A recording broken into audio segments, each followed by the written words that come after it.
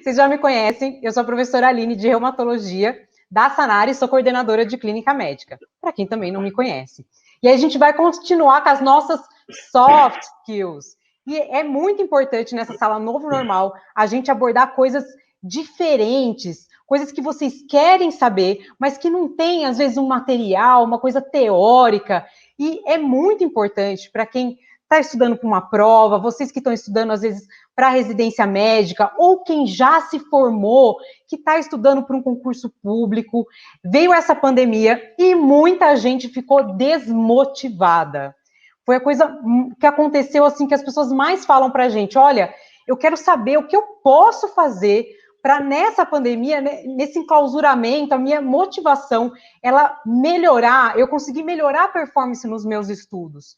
E é com isso que a gente traz Rafael Góes, grande Rafael Góes, médico psiquiatra e psicogeriatra, para poder falar para a gente a respeito dessa coisa de melhorar a performance nos nossos estudos. Rafael, a palavra é com você. Oi, Aline. Primeiro, obrigado, né, pelo convite daí da Sanat, falar um pouco sobre isso. A gente vai adentrar justamente sobre esse tema aí, como tentar estudar um pouco melhor, como é que a gente consegue fazer para que a gente tenha um rendimento de estudo de uma maneira geral melhor, certo? Deixa eu só projetar minha tela aqui e a gente já começa. Tá me vendo? Dá para ver a tela, Aline? Certíssimo. Estou vendo, tá Pronto. bem? Beleza.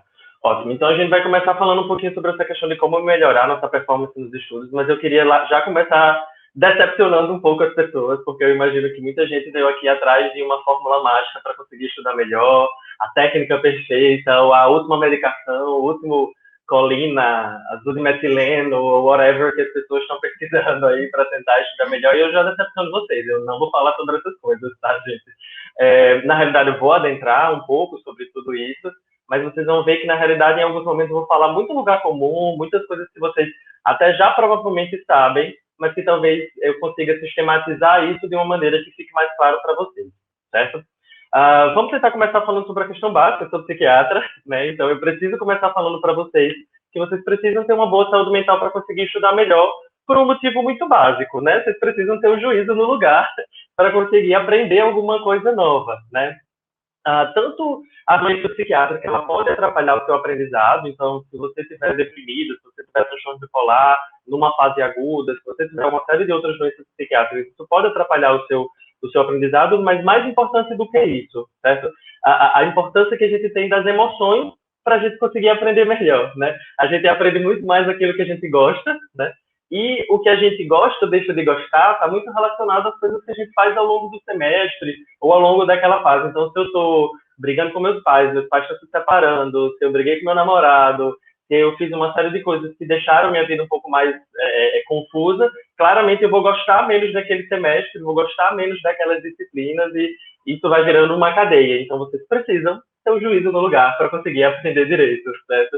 E, né, aí as pessoas vão perguntar, e aí, professor, como ter uma saúde mental melhor?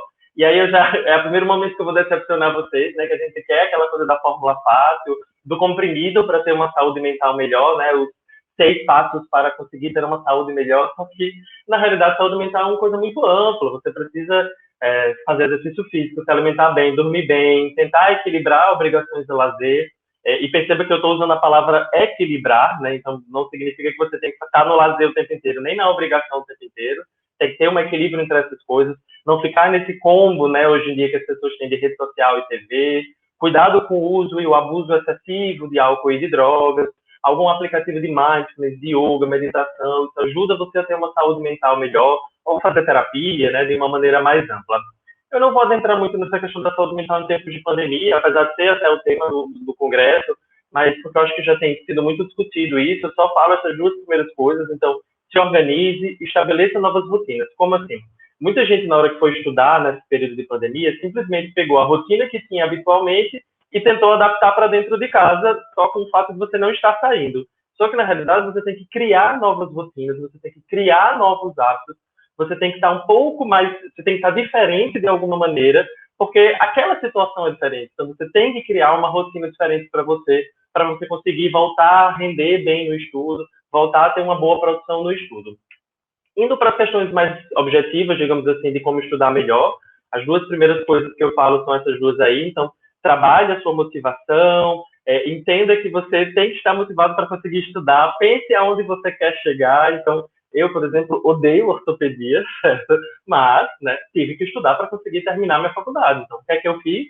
Beleza, eu preciso estudar isso para conseguir terminar minha faculdade, então eu tenho que estudar. Acabou, né?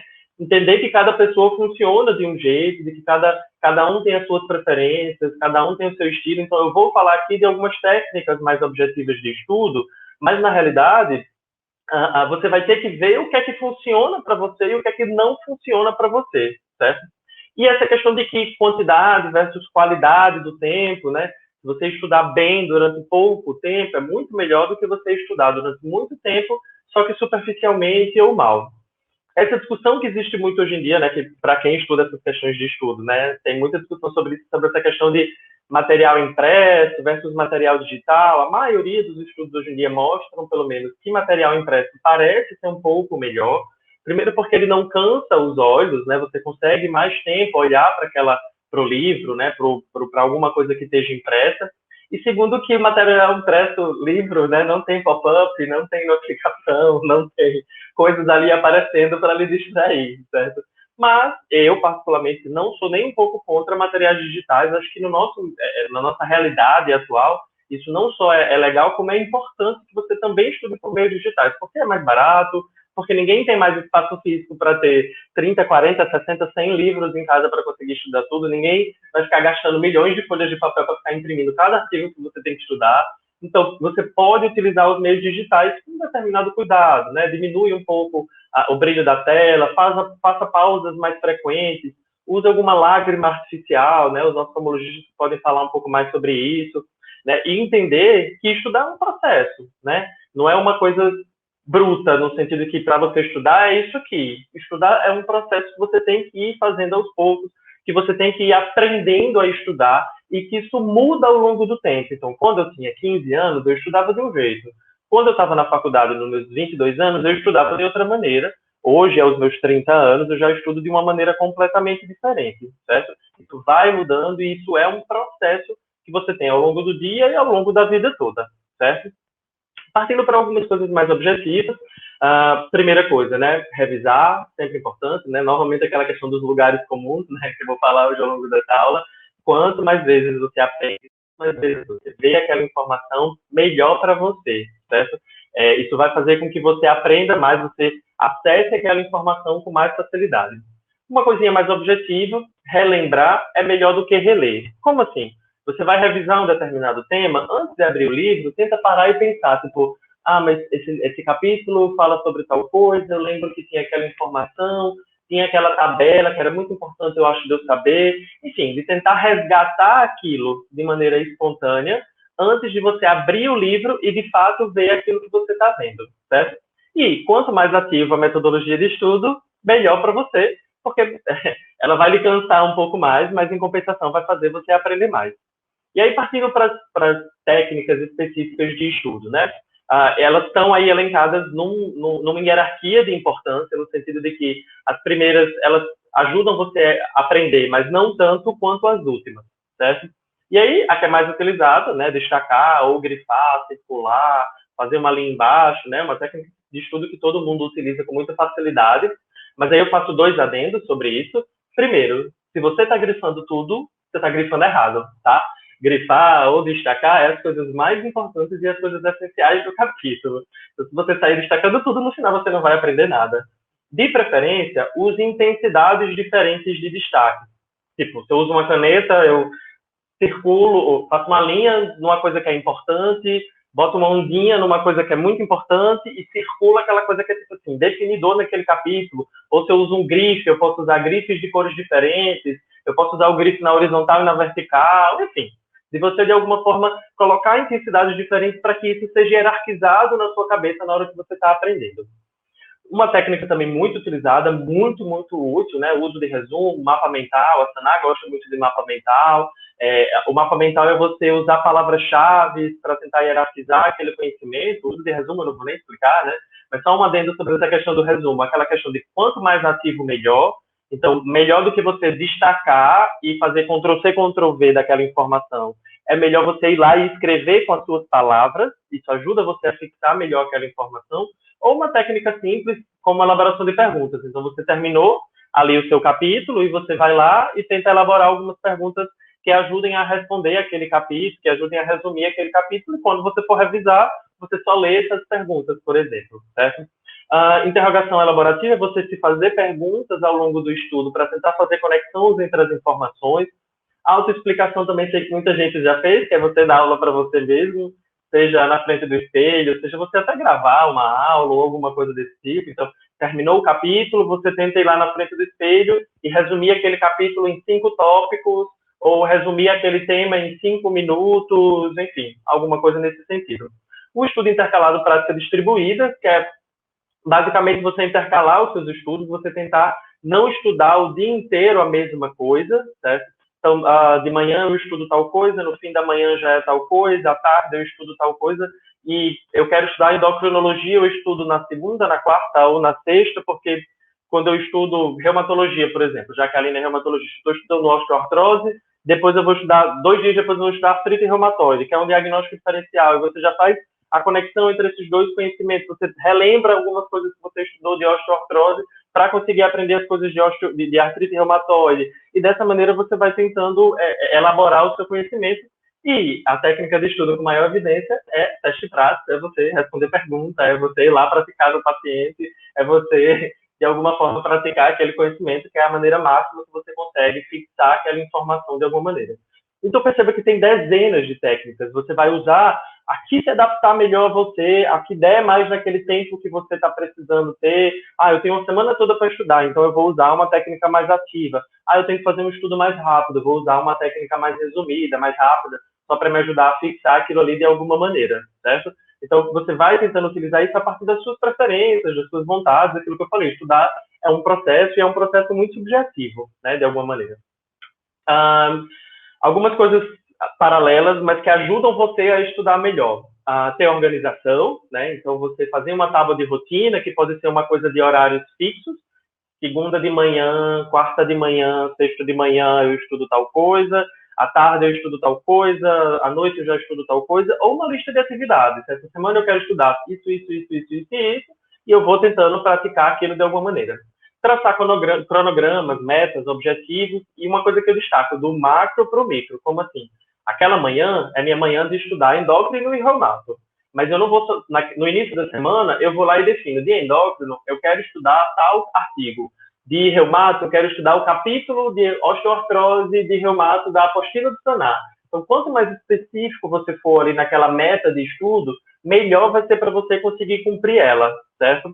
De preferência, colocar essas metas escritas, por escrito, não necessariamente à mão, tá, gente? Hoje em dia a gente tem aplicativo para dar e vender sobre isso, Google Calendar, não sei o que mais lá, que você pode utilizar para fazer suas metas, Evernote, enfim.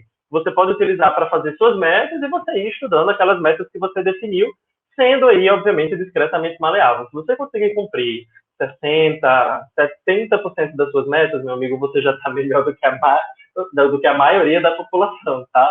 Então, assim, não precisa ser rígido que você tem que ficar ali 100% das suas metas sempre, né? E você, poxa, se você está conseguindo atingir 100% das suas metas, cresça as suas metas. Então, coloque para você tentar atingir 120%, coloque mais temas, porque significa que você está dando conta daquilo e que você pode ir um pouco além.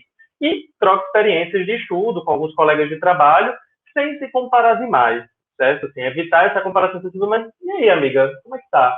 Tá estudando o que essa semana? Tá tudo bem e tal, não sei o quê? Como é que você tá fazendo para estudar, entendeu? E você ir trocando essa experiência, tipo, nossa, que legal, não tinha pensado nisso, talvez eu possa começar a aderir a esse tipo de técnica também para mim, certo? Lembrando de uma questão essencial, né? Concentração, atenção, são coisas que acontecem num espectro de normalidade. Tanto a atenção excessiva, né, o hiperfoco, como a falta de atenção, são patológicas, tá, gente? Então, não é que, tipo assim, a atenção é uma coisa que eu quero ter sem limite, o máximo de atenção possível. Não. A maioria das pessoas tem atenções que são intermediárias, com momentos de se distrair, e a maioria das pessoas, na realidade, oscila isso ao longo do tempo. Se você dormiu bem, se alimentou bem, blá, blá, blá, você está com mais concentração. Se você não conseguiu fazer essas coisas, você está com menos concentração, né? Então, a maioria das pessoas tem essa concentração que é intermediária e que isso vai oscilando ao longo do tempo. Épocas que você consegue focar um pouco mais, épocas que você foca um pouco menos, tá? E como ter uma concentração melhor, de uma maneira geral, começando com as coisas básicas, né? Dormir bem, se alimentar bem, fazer exercício físico, né? Uma coisa que eu já falei pela segunda vez, que é super importante para você conseguir se concentrar. Não adianta você querer dormir mal e querer se concentrar no dia seguinte. Um adendo que eu faço super importante, você tem um ambiente específico para você estudar, confortável, silencioso. Por ambiente, não entenda necessariamente um espaço, né? Se você é de uma família abastada e tem um escritório em casa, ótimo. Mas, assim, você ter sua mesinha, sua cadeira de estudo, sua cadeira confortável para você conseguir estudar, uma mesa numa altura boa para você conseguir estudar, e uma questão essencial: cama não é mesa, tá, gente? Rede não é mesa, tá? Significa que você não pode estudar na cama? Claro que você pode, mas não pode transformar isso num padrão de estudo, porque isso vai atrapalhar seu sono. A posição que você fica na cama não é uma posição boa para sua coluna.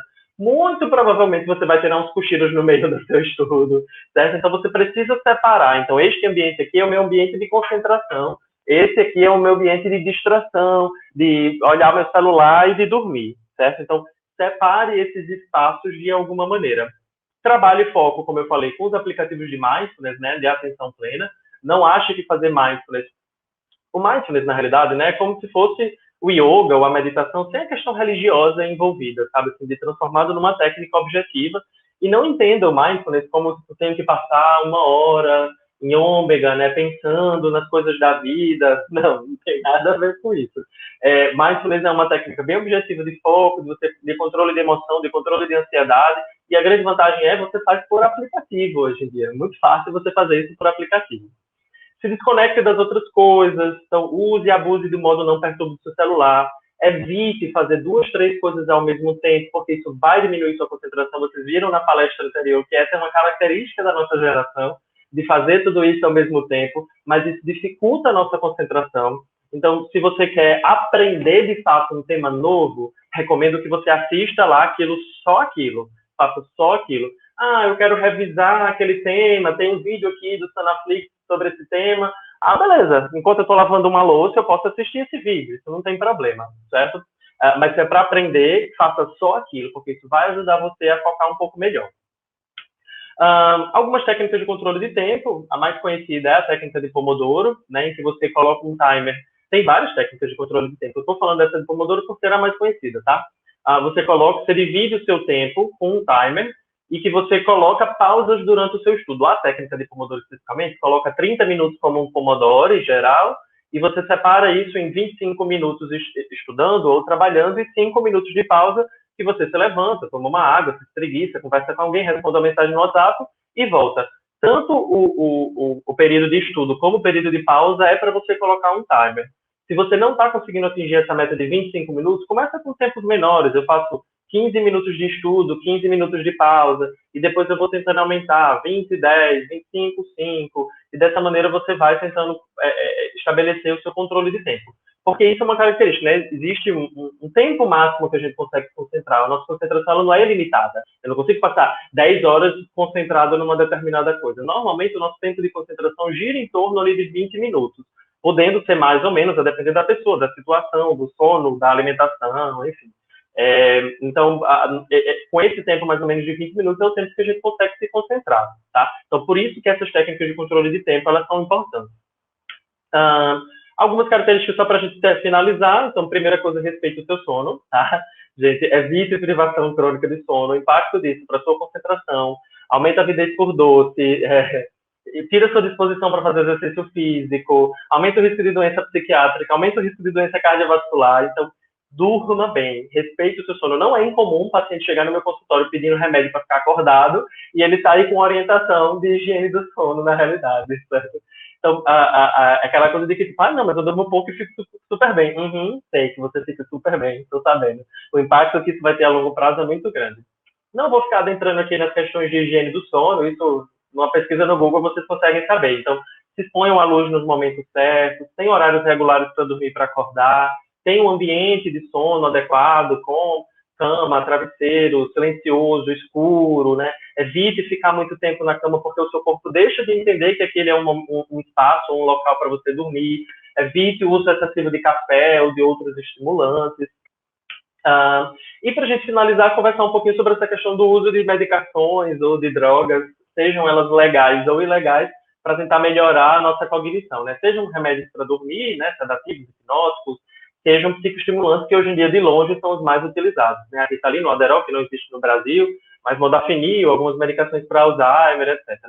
A prevalência de uso dessas medicações com esse objetivo de melhorar a cognição tem crescido muito nos últimos anos, então a prevalência média está ao redor aí de 20%, certo?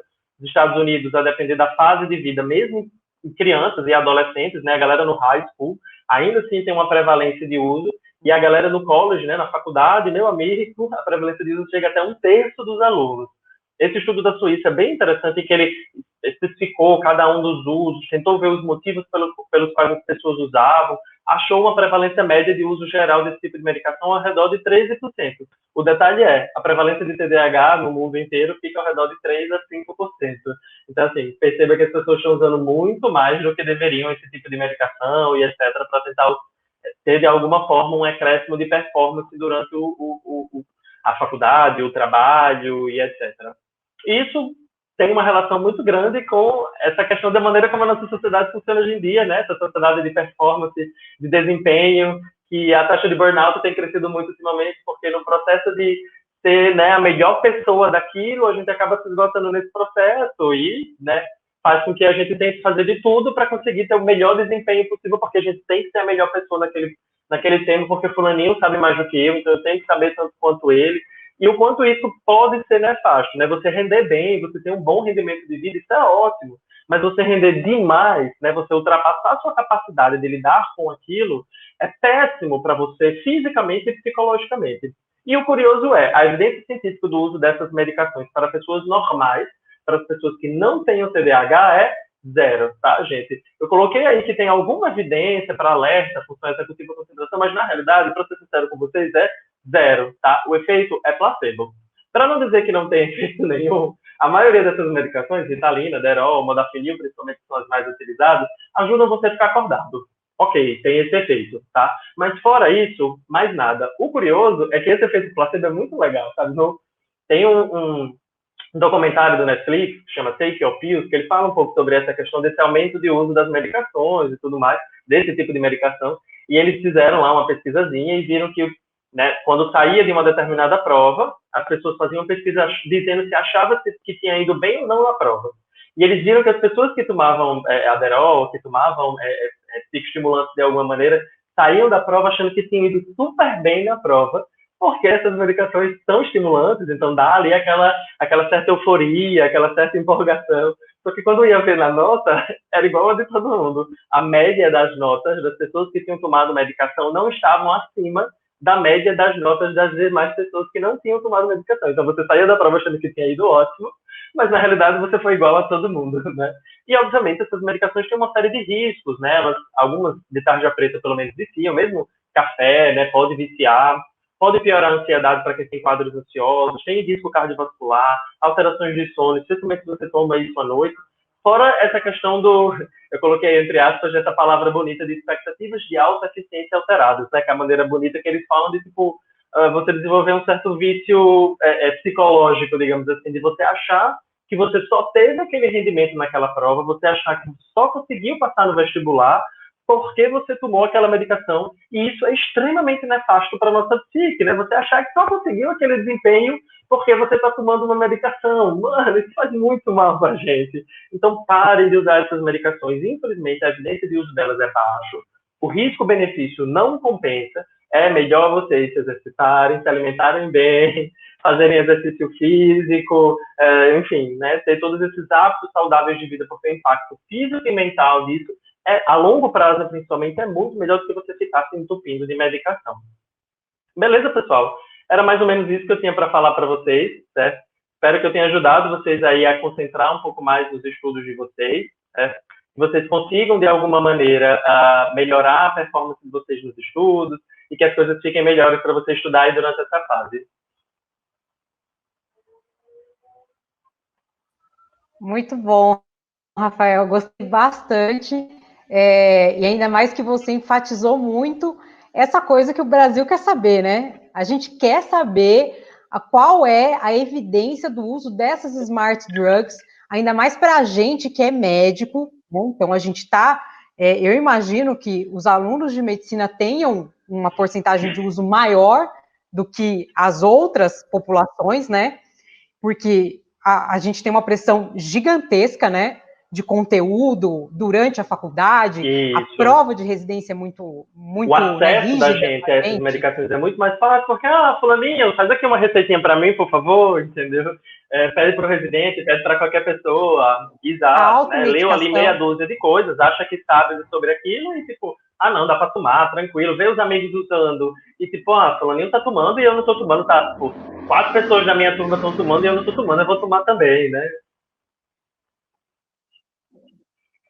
mas eu acho muito legal isso que você falou, porque assim, a percepção é de que você arrasou, É isso. mas a hora que Você você foi vai ok. ver, Você é foi você isso, você está no mesmo, deixa zero a eu te zero. contar, né? Você foi você Não, sem eu o acho efeito ótimo. placebo. Exatamente, e ainda gastou dinheiro, né, e correu alguns Exato, riscos exatamente. medicamentosos. É, eu tenho algumas Tá. perguntas aqui que o pessoal mandou. A gente tem 3 minutinhos para terminar. O Matheus Henrique perguntou: como vencer a curva do esquecimento? Que dicas você dá? Relembrando, isso não tem jeito de você, não tem outra coisa que eu possa fazer para, como eu disse, né, medicação, etc. Você relembrou aquilo, se você fez um resumo, deixa o seu resumo num lugar legal, daqui a pouco você acessa aquele resumo, faz um mapa mental, passa as páginas para você ver as partes que você grifou, né? Não tem jeito, é só usando muito aquele tema ou lendo muito sobre aquilo, revendo sobre várias perspectivas que você consegue recordar isso de uma maneira mais ampla. Eu acho isso também bem. Quando eu acostumei a relembrar, que é o que você falou, você parar e falar assim, poxa, acabei de estudar isso, deixa eu relembrar, sem olhar nada. E quando você dá Isso, aula, se você dá aula sem isso. slide daquele tema, poxa, você está arrasando. É isso, Isso, exato. né? E não se culpe nessa parte de relembrar. Se você chegar para relembrar e não relembrar de tudo, ok, gente, tá? Isso é normal, tá? A gente não vai decorar 100% do que a gente está estudando o tempo inteiro. Pelo contrário, a nossa capacidade de apreensão daquela informação é até baixa. Cada vez que você vai estudando mais aquilo, você vai aprendendo um pouco mais. Show. O Henrique Cipriano perguntou: o que você acha da técnica de Pomodoro? Eu gosto bastante, né? Inclusive foi a que eu recomendei aí nos meus slides. Eu acho muito útil, especialmente para quem está começando a estudar, ou que está ali meio fora de ritmo, não consegue direito. Normalmente, depois de um tempo, se você faz a técnica de Pomodoro direitinho, você nem precisa mais colocar o timer, que naturalmente sua concentração ela vai subir, começar a cair, você vai pedir para fazer seu corpo vai pedir para você fazer uma pausa. Mas eu acho muito útil, né? E como eu disse, você pode adaptar de acordo com a sua necessidade, encurtar esse tempo, né? Na técnica de Pomodoro é 30 minutos, 25/5. Mas você pode colocar 20 minutos, 10 e 10. Às vezes, se você está muito enferrujado, começar estudando 5 minutos, parando 10, 5 minutos, parando 10, e depois expandindo esse tempo para você ir desenvolvendo. Show.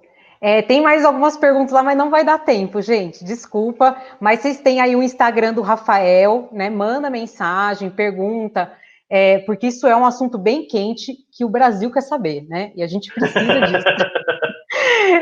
Eu vou Sim. agradecer ao Rafael, obrigada mesmo pela sua participação, foi muito, muito, muito bom. Eu vou dar por encerrada essa sessão, a gente vai para o almoço e 1 hora voltamos aí. Eu que agradeço pelo convite. Um beijo a todos. Qualquer coisa eu estou disponível, pessoal.